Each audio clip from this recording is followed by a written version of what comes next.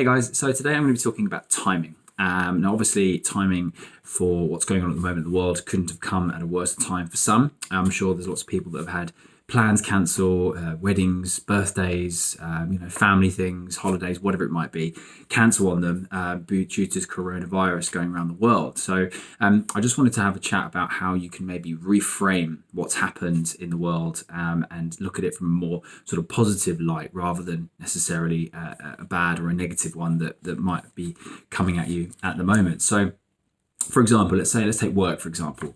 Let's say you've been let go by a job, or maybe you're on leave, or you're about uncertain as to what's going on with your work.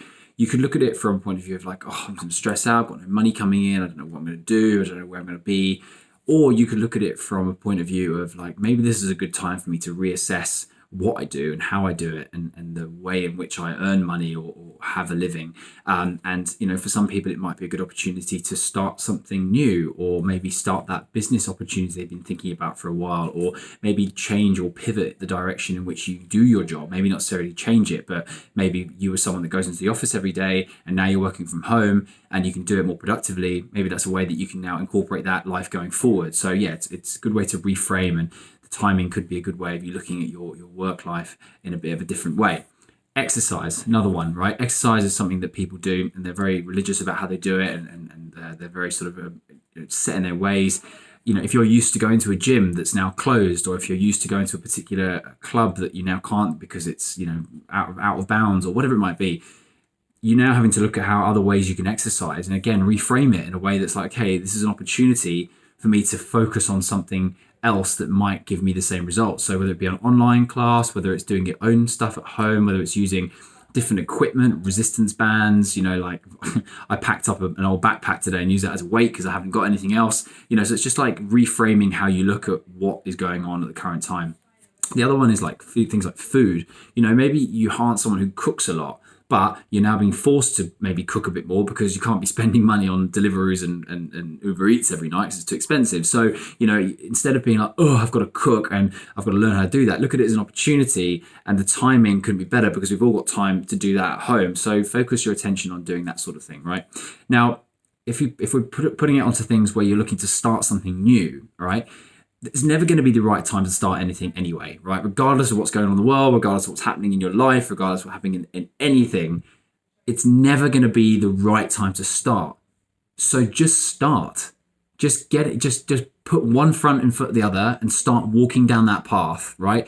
You will find out quicker whether it's the right path or not by starting, rather than standing at the crossroads with a map going like, ooh, left, right, up, down, you're just never going to get anywhere unless you start moving in the right direction. Now, I'm not saying the direction is always going to be right first time, but at least if you go, say, down this path and you get 5 steps down and realize, it's not right for me, you can always come back and then start again. And at least then that path isn't the right one to take, okay? And you've eliminated that, essentially you've closed that door.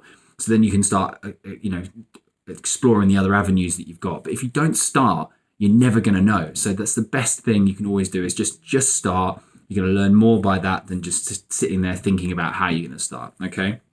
The other thing I wanted to put to you, which is important, but it speaks so much volume, is what if you don't start?